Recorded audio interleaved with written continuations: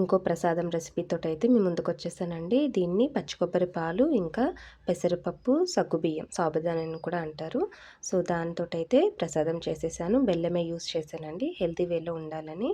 So, తప్పకుండా video అయితే చూడండి. నా ఛానల్‌ని అయితే ప్లీజ్ సబ్స్క్రైబ్ చేసుకోండి. సో, ఫస్ట్ అయితే సాబుదానాన్ని 1 కప్ తీసుకొని వాష్ చేసేసి నానబెట్టేసానండి. సో, అది నానే వరకు పెసరపప్పు హాఫ్ కప్ అయితే తీసుకొని మంచిగా రోస్ట్ చేసుకుందాం. కలర్ చేంజ్ అయ్యి కమ్మటి అరోమా వస్తుంది కదా, అప్పటిదాకా అయితే వేంపుకోవాలి.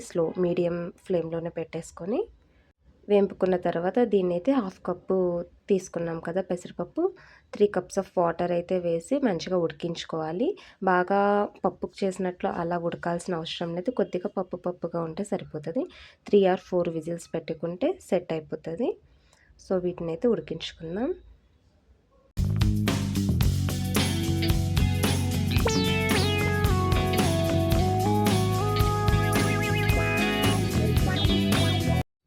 4 విజిల్స్కి అయితే మంచిగా ఉడికిపోయింది. దీన్నైతే పక్కన పెట్టేసుకొని ఇప్పుడు మనము కొబ్బరి పాల కోసం కొబ్బరినైతే మిక్స్ పట్టుకోవడానికి కట్ చేసుకుందాం.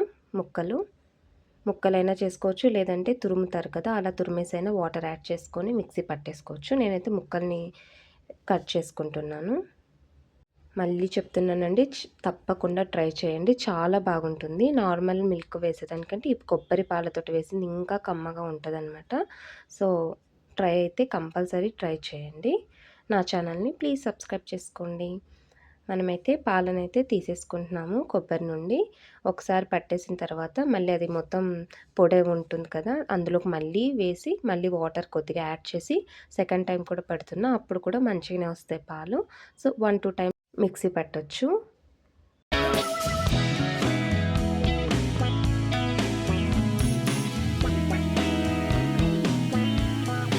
సో, చూడండి, ఇక్కడ చిక్కటి పాలు చక్కగా నాకు 1 కప్పు, అంటే నేను సాబుదానా తీసుకున్న దానికంటే ఇంకా ఎక్కువనే నాకు పాలైతే కొబ్బరి నుండి వచ్చాయి. సో, మనమైతే ఇంకా ప్రాసెస్లోకి వెళ్దాం.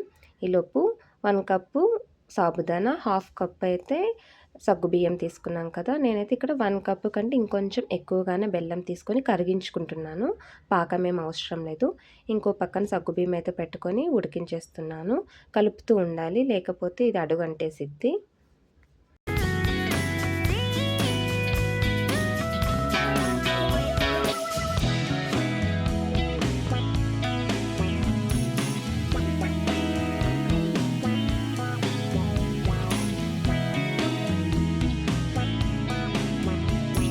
బెల్లం పాకం అయితే రెడీ అయిపోయింది, అంటే కరిగిపోయింది బెల్లం అంతా. స్టవ్ ఆఫ్ చేసేసుకున్నాను. సో, సాబుదానా ఇంకొద్దిగా ఉడికితే మనకి కన్సిస్టెన్సీ సరిపోతుంది. సో, కలుపుతూనే ఉండాలన్నమాట, ఎక్కడ స్కిప్ చేయకూడదు, ఎందుకంటే ఇది అడుగంటేస్తుంది. కొద్దిగా మందపు గిన్నె అయితే పర్లేదు, కానీ పల్చటి గిన్నె అయిందనుకోండి కంపల్సరీ కలుపుతూనే ఉండాల్సి వస్తుంది. సో, మనకైతే ఇది కూడా ఉడికిపోయింది మంచిగా సాబుదానా. ఇందులోకైతే ముందుగా ఉడికించి పెట్టుకున్న పెసరపప్పునైతే యాడ్ చేసేసి మంచిగా కలుపుకుందాం. ఇంకొక 5-7 మినిట్స్ ఇలా ఈ రెండింటిని కుక్ అవ్వనిద్దాం. ఆ తర్వాత ఇందులోకైతే పాలనైతే యాడ్ చేసుకుందాం, కొబ్బరి పాలను. ఖచ్చితంగా ఇలా ప్రాసెస్లో కొబ్బరి పాలు యాడ్ చేయండి, చాలా టేస్టీగా ఉంటుంది. ఖచ్చితంగా ట్రై చేయండి. నేనైతే సగం వేసాను, మళ్ళీ కలిపి మళ్ళీ సగం వేసాను అనమాట. మొత్తం పాలైతే వేసేసాను. కాసేపు మంచిగా అలా కలుపుతూ ఉంటే అది కూడా మంచిగా మిక్స్ అయిపోతుంది. కాస్త దగ్గర పడుతుంది అన్నప్పుడైతే బెల్లం యాడ్ చేసుకోవాలి. సో, నేనైతే ఇప్పుడు బెల్లం యాడ్ చేసేసుకుంటున్నాను. నార్మల్గా పాలు వేసినప్పుడైతే ప్యాకెట్ పాలు, ఆవు పాలు అలాంటివి వేసినప్పుడైతే స్వీట్నెస్ యాడ్ చేసేటప్పుడు స్టవ్ ఆఫ్ చేసుకోవాలి, లేదంటే సిమ్లో పెట్టేసుకోవాలి, లేదంటే విరిగిపోతాయి పాలు అంటారు. వేసిన పాలంతా వీటికి చక్కగా పట్టడానికి బాగా ఉడకనిద్దాం ఇంకో 10 మినిట్స్. సో, ఈలోపు మనమైతే కడాయిలోకి నెయ్యి వేసుకొని మన దగ్గర ఉండే డ్రై ఫ్రూట్స్ ఏ ఉంటే అవి వేసేసుకొని మంచిగా మిక్స్ చేసేసుకొని వేపేసుకుందాం.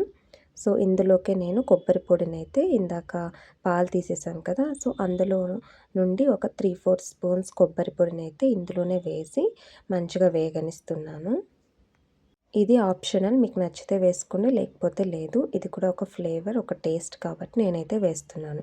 లేదా ఫ్రెష్గా ఉండే కొబ్బరి ముక్కల్నే కట్ చేసుకొని తురుముకొని వేసుకుంటామంటే కూడా మీ చాయిసే. నెయ్యిలో కొబ్బరి పొడిని అయితే ఒక 3 to 5 మినిట్స్ అయితే వేయించేసుకొని చక్కగా తర్వాత ఈ మిక్చర్ని తీసుకొని వెళ్ళి మనం రెడీ చేసి పెట్టుకున్న పాయసంలోనైతే వేసేసుకొని మిక్స్ చేసేసుకోవాలి.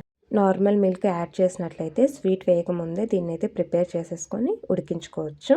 ఇది కొబ్బరి పాలు కాబట్టి మనం పాలు యాడ్ చేసిన తర్వాత అయినా దీన్ని వేసుకొని ఉడికించుకోవచ్చు.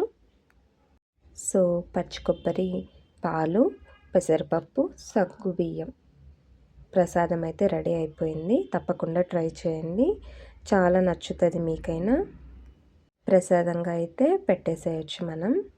సో తప్పకుండా ట్రై చేయండి. నా ఛానల్ని అయితే ప్లీజ్ సబ్స్క్రైబ్ చేసుకోండి, లైక్ చేయండి, షేర్ చేయండి, కామెంట్ చేయండి. Thank you so much. వీడియోని అయితే లాస్ట్ దాకా చూడండి.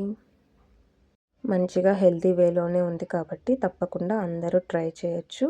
ట్రై చేయండి. ఎలా వచ్చిందో నాకైతే కామెంట్ చేయండి.